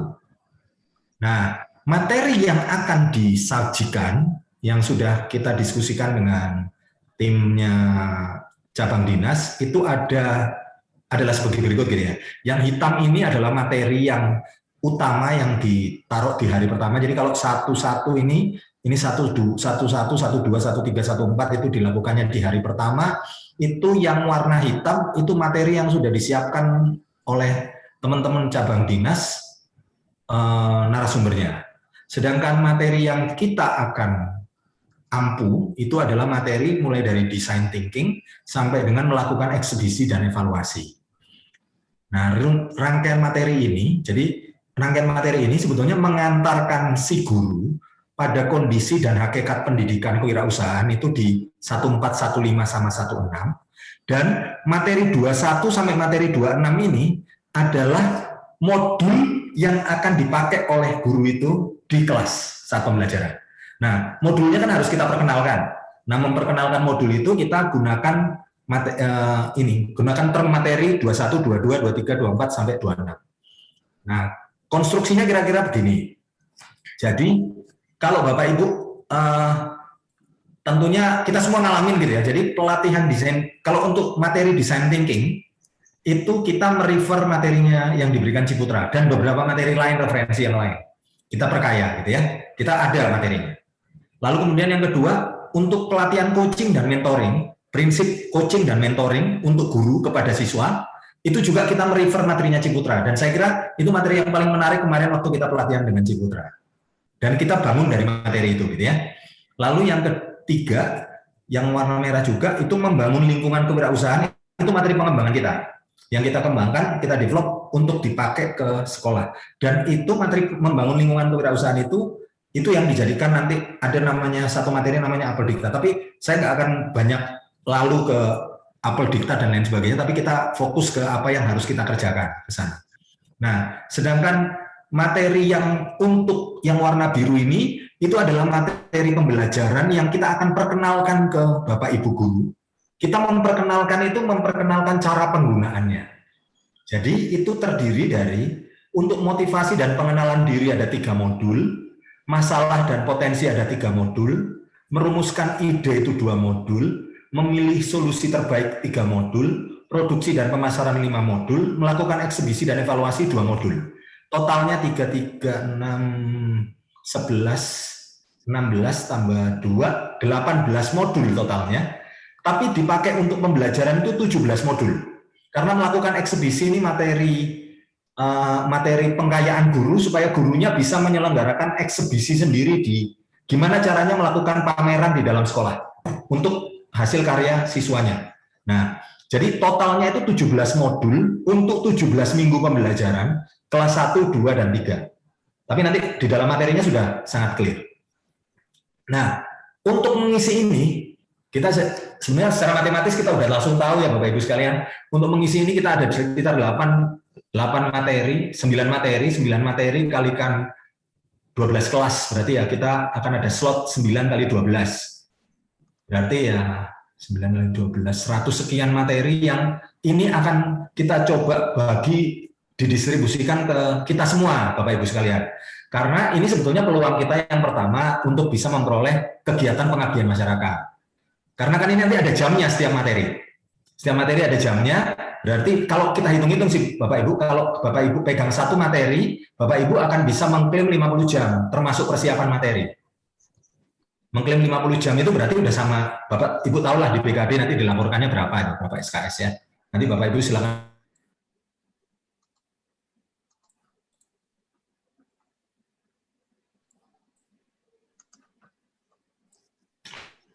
Tentang materinya, secara prinsip materinya sudah,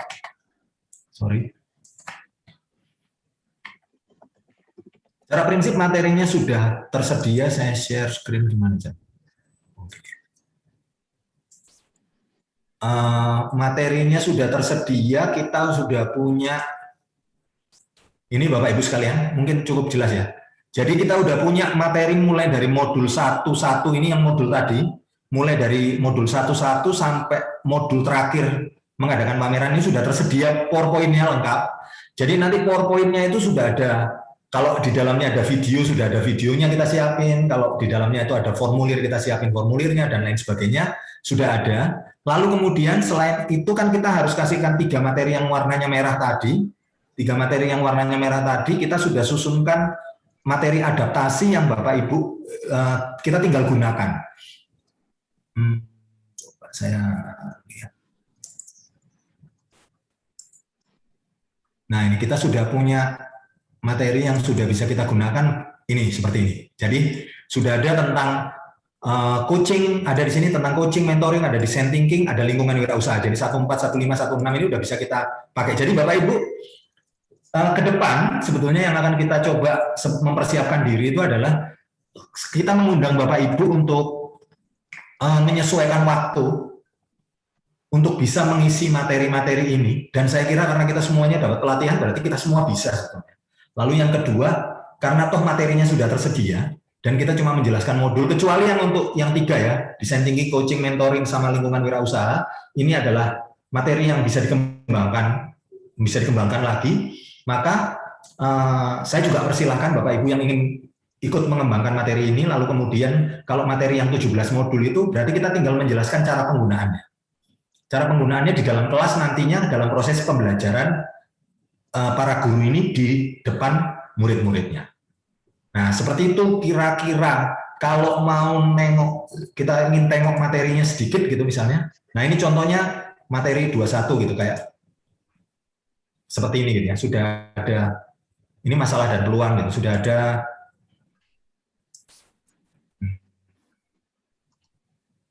nah, seperti ini materinya. Jadi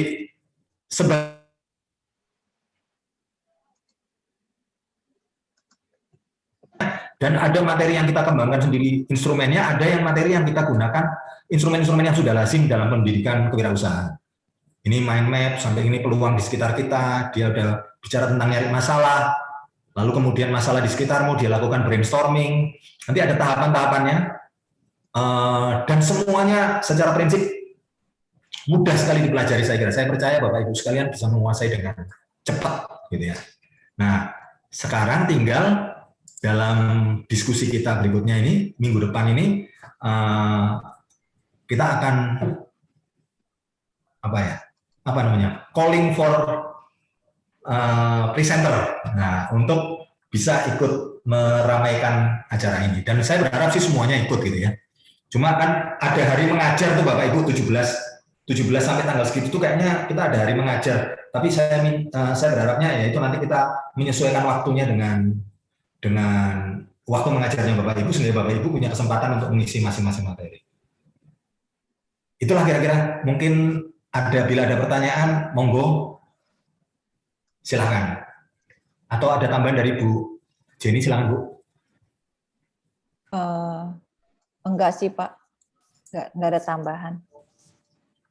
Tinggal pembagian ini sih, Bapak maksudnya calling, maksudnya setiap dosen bebas gitu untuk mengajukan diri, begitu maksudnya Pak Aldon?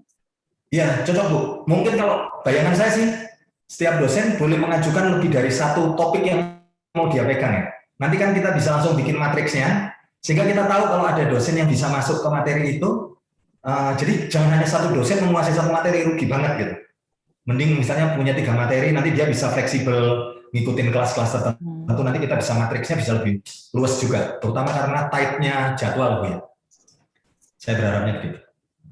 Dan ini hanya untuk yang di WBI. Nah, bagaimana dengan yang di Tanjung Merawan nanti Pak Aldon?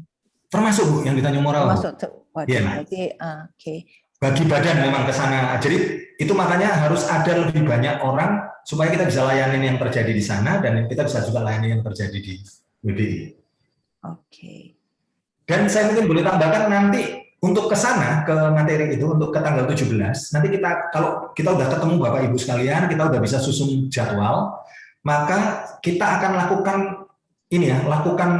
kalau saya boleh bilang simulasi lah ya, simulasi, memperkenalkan materi ini ke Bapak Ibu sekalian.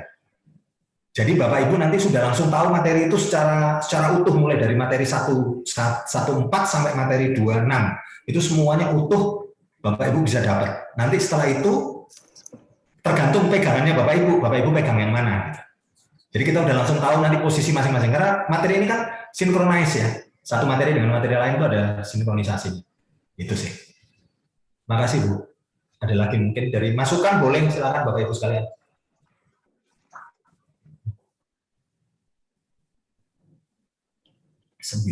Banyak gitu pembagiannya. Pembagian jamnya banyak.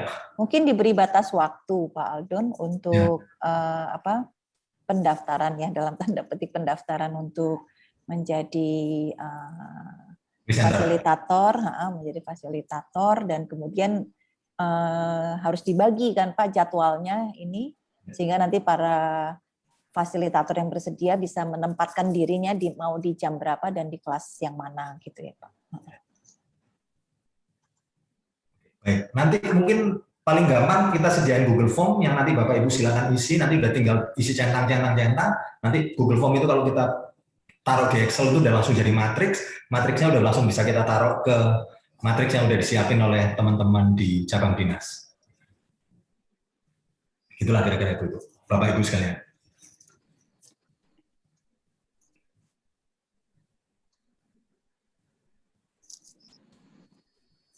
Mungkin ada pertanyaan, tanggapan, atau apa, silakan Bapak Ibu. Kalau ini Pak Aldon, kalau misalnya nih teman-teman ini nggak ada yang mendaftar Pak, atau Ada yang mendaftar? sedikit yang mendaftar. Oh ya kan, Bu Direktur tanggung jawab, Bu. Enggak, maksudnya kita sepakati, berarti kita main ketok palu kan gitu. Yang MOU kan Ibu. Top down. Berarti kita top down ya. Tapi maksud saya Bapak Ibu, ini Saya kira kita semua bisa, artinya kan nggak ada kendala sebetulnya. Kita bisa kok, materinya itu materi yang sangat common ya buat kita, buat WBI itu sangat common. Nah kalau terus terang, kalau materi 1.4 design thinking, saya benar-benar mau minta tolong teman-teman tim E yang khusus untuk thinkingnya itu ditaruhnya di teman-teman tim E.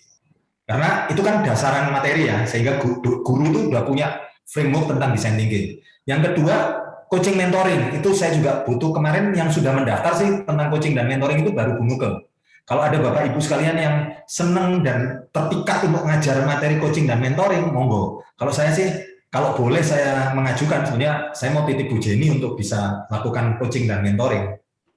Kan kelihatan Bu waktu acara itu, kalau saya nggak cocok coaching mentoring, ngelawan terus. Coaching itu kan harus dengan lemah lembut gitu, masa kasih sayang itu. saya daftar Pak, coaching mentoring Pak. Ya, jangan khawatir. Nah, coaching mentoring itu kan 12 kelas Bapak Ibu. Nah, bisa bayangkan berarti sebetulnya kita butuh yang coaching mentoring pasti lebih dari 1. Kalau 2 orang berarti masing-masing pasti pegang 6 kelas. 6 kali ngajar selama 1 minggu. Kalau pegang 1 materi aja loh coaching mentoring itu. Memang pembagiannya cukup banyak. Monggo Bapak Ibu yang berminat. Jadi itu ya. Atau Bapak Ibu mungkin ada masukan, saya boleh ini Kak, boleh sampaikan. Misalnya, oh ada sertifikatnya Pak, nanti bisa kita mintakan dari Cabdis ya. Sertifikatnya nanti mungkin bisa dapat dari cabang dinas sebagai narasumber. Jadi semuanya nanti dapatnya surat keterangannya jadi sebagai narasumber Bapak Ibu.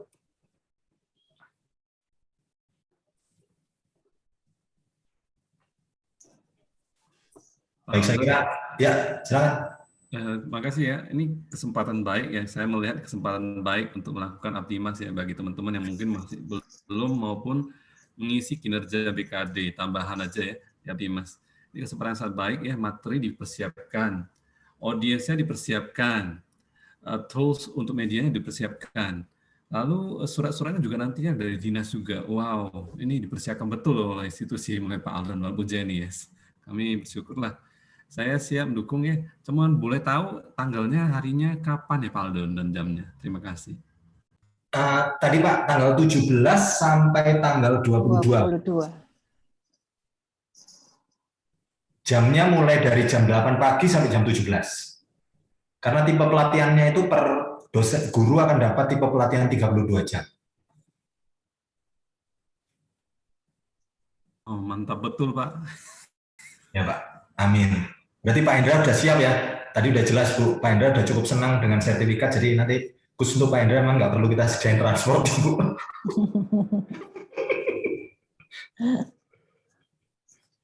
Dan sukarela Pak Hendra. Gitu Bapak Ibu ya sekalian. Yap. Jadi kalau begitu nanti mungkin kita akan kirimkan kirimkan Google Form-nya untuk Bapak Ibu boleh isi.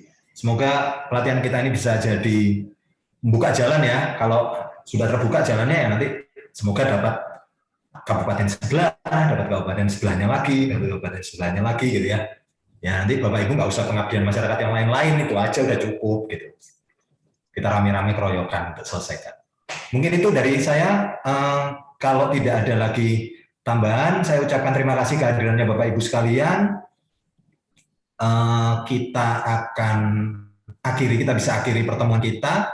Saya cuma titip Bapak Ibu sekalian, mulai Bapak Ibu dosen, terutama untuk sama-sama kita sadarin kita membantu Bapak Ibu Kaprodi kita untuk bisa memantau dengan baik perjalanan pembelajaran kita, proses pembelajaran kita. Dan ini baru di awal loh. Jadi masih banyak yang akan jadi PR-nya Kak Prodi. Kita tahu bebannya Kak Prodinya berat, tapi kita mampu dan kita bisa meringankannya dengan cara, ayo kita coba bikin GCR kita jadi lebih gampang dipantau oleh Bapak Ibu Kak Prodi, dan semoga hasilnya itu juga akan dapat digunakan untuk mempersiapkan Kak Prodi ya, terutama untuk ke proses pengembangan yang berkelanjutan, juga termasuk ke monitoring untuk pelaksanaan atau untuk data pendukung, terutama kalau kita mau akreditasi. Dan nanti juga semoga kewirausahaan bisa berjalan lancar. Silakan Pak Hendra, ada tambahan? Izin materinya di-share juga supaya kami bisa download ya. Materi yang mana Pak? Oh, materi kewirausahaannya tadi?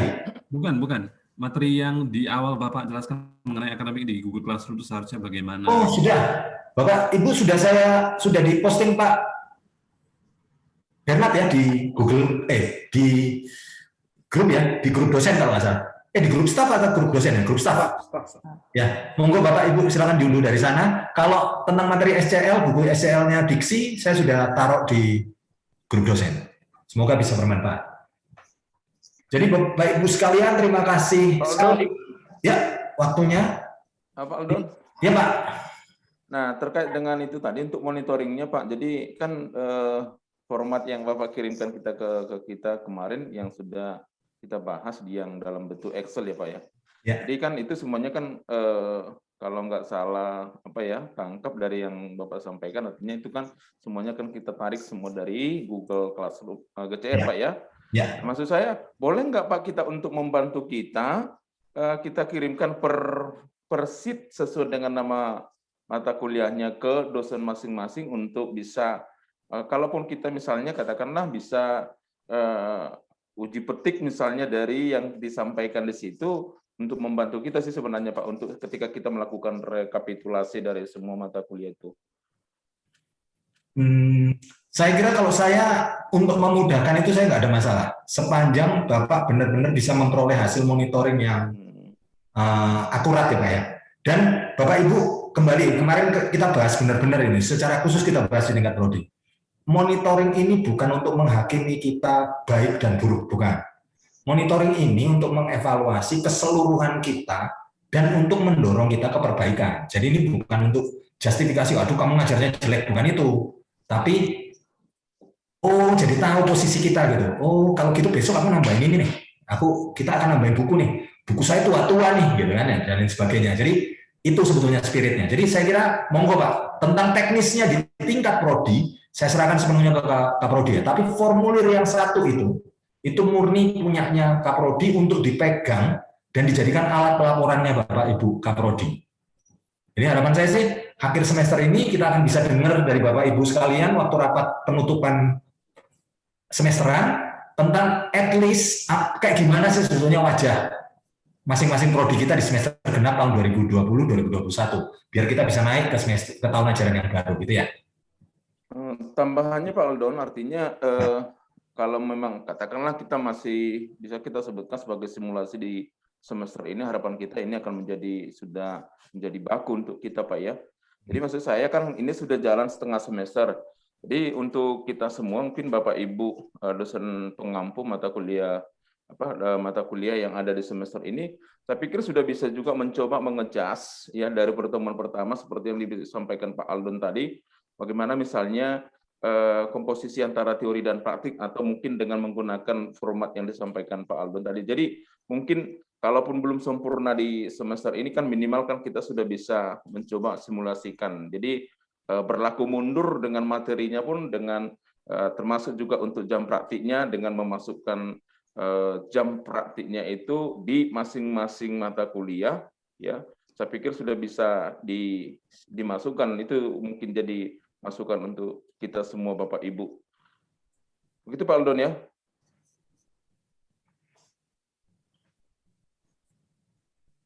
Baik, itu ya Pak ya. Yang penting monitoringnya bisa berlaku objektif sehingga kita bisa benar-benar melihat keadaan kita. Ada tambahan Bu? Iya, saya cuma mau mengingatkan apa yang sudah disiapkan oleh yang tadi dipresentasikan oleh Pak Aldon itu kan berupa monitoring dan evaluasi ya Pak. Jadi ini bukan sekedar monitoring tapi juga akan dievaluasi. Jadi bagi saya ya ini tugas sebagai pejabat struktural untuk melakukan Monef ini Bapak Ibu. Jadi metodenya bagaimana ya kita serahkan. Yang penting datanya juga harus reliable. Mungkin nanti dari akademik juga akan melakukan uji petik juga ya kan untuk melihat apakah yang tercantum di laporan monitoring itu sama dengan kondisi yang sebenarnya atau tidak, itu juga akan harus dilakukan. Saya hanya mengingatkan Pak Aldon untuk memberi pengumuman tentang libur Lebaran, Pak. Oh iya. Ya, karena ini minggu depan sudah libur Lebaran, supaya kita semua tahu bagaimana. Kemudian yang saya mau follow up ini tentang acara dengan Perum Pegadaian besok pagi, Pak Chandra. Ini sudah diumumkan ya Pak ya ke mahasiswa untuk ikut acaranya besok pagi. Ya, sudah sih Bu, sudah di ini diumumkan lewat teman-teman grup di E. Dari E sama dari Pak Binsar, karena ini memang agak spesifik dengan teman-teman di MPI sih magang kali ini. Tapi sebenarnya siapa aja pun boleh sih Bu. Oke, ya. Terus ini untuk persiapan kuliah di semester depan, kita kan kayaknya sudah hampir pasti akan menjalankannya secara luring dan daring ya Bapak Ibu. Jadi ini juga kita sudah mulai harus memikirkan kesiapan sarana prasarana kelas kita. Ya, mungkin kita asumsikan dulu mahasiswa baru yang ada itu kalau usah banyak-banyak deh. Mungkin 250 atau 300 orang dulu untuk mahasiswa baru ya, dengan komposisi mungkin sama seperti tahun lalu yang berapa ya? Kalau nggak salah 40 MPI. Nanti mungkin Pak Bernard bisa berikan ininya ya. Kayaknya kalau saya nggak salah sih antara 35 20 10 gitu untuk masing-masing prodi, dan kita juga sedang berjuang supaya prodi baru kita juga bisa mulai ya di tahun akademik yang akan datang. Jadi itu semua kayaknya harus kita persiapkan untuk ini. Jadi Bu Vera, tolong ini tanggung jawab Bu Vera ya untuk melihat kesiapan sarana prasarana kita. Jadi kita sepakat bahwa kuliah kita jalankan hybrid separuh-separuh ya Bapak Ibu.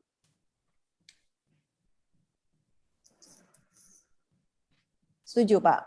Pak Aldon bagaimana ini? Tinggal desain separuh-separuhnya mungkin Bu, nanti kita coba susunkan dulu kemungkinan opsinya, terus nanti kita share di pengelola Bu ya. Ya, oke. Itu aja. Sama satu hal lagi Bapak Ibu, terakhir ini kan kita banyak membimbing mahasiswa ya untuk KKN, juga untuk internship.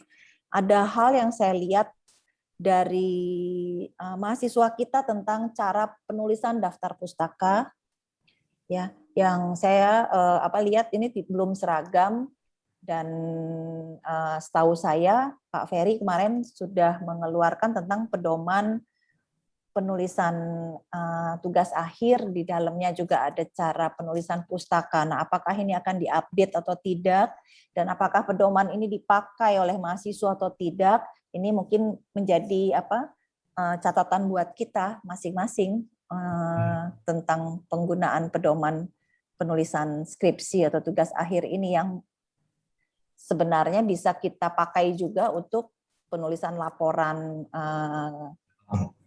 internship misalnya. Ya, itu aja yang saya minta tolong dibereskan juga Pak Aldon untuk penulisan tugas akhir dan laporan internship, terutama terkait sama penulisan daftar pustaka Pak, karena beda-beda Pak. Ya. Bu, jadi itu digunakan aja Bu, menggunakan Mendeley lah ya, yang itu aja. Kalau udah pakai Mendeley kan mau pakai format apapun tinggal mengganti kan. Ya, apapun yang kita mau pakai apa style, mau pakai apapun kan kalau Yang udah penting kita sepakati dulu kan Pak. ya Ini artinya kalau mereka pakai Mendeley Bu, siapa tahu nanti kita minta tulisan mereka untuk dipublish bersama, lalu tempat yang mau publish itu minta cara penulisan yang berbeda gitu. Nah kalau pakai Mendeley kan tinggal diganti-ganti aja gitu ininya. Kayaknya diwajibkan aja penggunaan Mendeley-nya masuk ke database Mendeley masing-masing. Lalu kemudian kan jadi mudah untuk kita mau format kayak apapun nanti yang akan diminta oleh jurnal atau apapun gitulah. Artinya itu sih ya mungkin yang bisa jadi ini. Ya mungkin kita bisa buat beberapa kali lagi pelatihan Mendeley, atau sebenarnya bagi apa aja sih sebenarnya, bagi link video YouTube itu banyak. Kalau untuk Mendeley nggak usah dibuat pelatihan juga nggak apa-apa lah.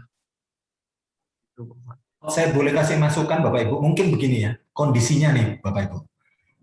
Anak-anak ini kalau secara teknis semester 2 di dalam mata kuliah Applikom sudah kita perkenalkan ke Mendeley. Dan kalau saya dapat laporan dari Pak Dani yang mengajarkan, sebetulnya mereka paham semua gitu, paham, bisa melakukan. Hanya saja kita belum membiasakan bahwa mereka harus menggunakan itu gitu di misalnya pembuatan laporan dan lain sebagainya. Kalau tentang penggunaannya sudah nggak perlu diragukan Bapak Ibu, karena bahkan untuk nyusun PKM sekarang itu model model daftar pustaka, penulisan daftar pustakanya itu sudah spesifik. Dan itu paling enak seperti dibilang Pak Chandra tadi kalau pakai Mendeley, karena kita tinggal pilih dari opsinya kan, pakai Harvard kah, pakai IEEE kah gitu ya, udah langsung mudah gitu dipakai. Dan PKM udah pakai kayak gitu. Yang kemarin ya, PKM yang kemarin itu sudah tampak pakai itu. Jadi mungkin sekarang kita yang push gitu Bapak Ibu, supaya demand-nya itu keluar. Kalau kita push bahwa saya nggak mau tahu kalau kamu nulis pustaka harus benar, dan itu harus pakai Mendeley. Saya bisa ngecek di ininya, kan kita bisa cek di ininya, di cara penulisannya. Kalau sudah pakai Mendeley, saya kira kita udah tutup mata. Karena kenapa? Kalau sekarang kebanyakan pustaka digital udah ada DOI-nya, dan kalau di Mendeley nggak mungkin salah kalau masuk DOI. Kalau DOI-nya udah masuk, pasti nggak salah. Nah, jadi mungkin kita sama-sama push ya, walaupun mahasiswanya semester 2 ya, karena kemarin itu yang diajar Bu Vera itu semester 2 Bu ya? Yang ambil Applikom ya Bu ya? 3 ya Pak ya? Oh, berarti masuk 4 ya sekarang, masuk 4. Oke. Jadi anak-anak semester 4 ke atas sudah bisa lah, Bapak Ibu. Tapi kalau nanti dirasakan demand-nya diperlukan, ya usul Pak Chandra tadi, nanti kita share yang untuk anak angkatan semester 1, semester 2, yang sekarang semester 2, kita bagi video Mendeley supaya mereka terbiasa. Nah, saya kira kita sama-sama push aja ke sana. Toh itu nggak salah digunakan di banyak perguruan tinggi udah dipakai. Makasih, Bapak Ibu. Cukup itu saya kira Bapak Ibu ya, kita sudah cukup lama. Saya kira kita bisa akhiri pertemuan kita. Untuk menutup pertemuan kita, mari kita tentukan. Masalah apa tadi Pak? Libur ya. Nanti kita sampaikan suratnya libur Pak. Ya, beserta dengan pernak-perniknya Pak ya. Bocorannya belum ada ya Pak? Pak. Nanti kalau dibocorkan Bapak udah langsung booking ya. Sekarang kan katanya Pak Jokowi nggak boleh Pak, liburnya dibocor-bocorkan. Kalau perlu memang nggak diliburkan. Ya. Oke, nanti kita akan umumkan Pak. Baik, menutup pertemuan kita, mari kita tundukkan kepala untuk berdoa. Saya persilakan.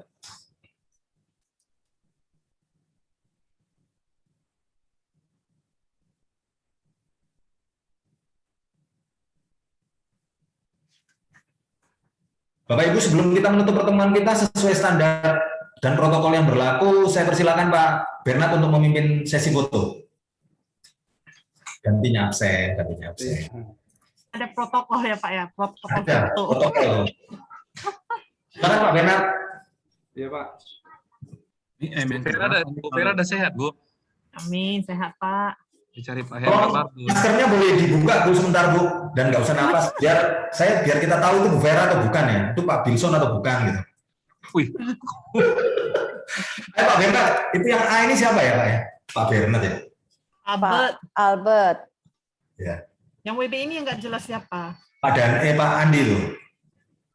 Belum muncul semua. Host yang WB itu Pak host. Dani, Pak Dani. Bapak juga belum muncul Bapak. Pak Bernard pun belum muncul. Oh iya. Ini Pak Hendra, Pak Dani, dua-dua belum muncul nih.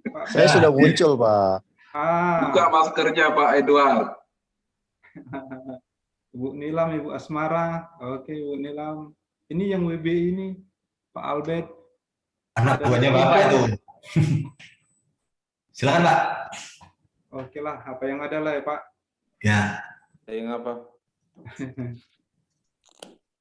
Buka maskernya Pak Bernard. Udah. Udah, thank you. Terima kasih Pak Bernard. Baik Bapak Ibu sekalian, terima kasih. Selamat sore. Nanti dicetak Sore. fotonya ya Pak Bernard. Silakan Iya, dicetak Pak Bernard. Pulsanya mahal, Pak. Oke, Pak.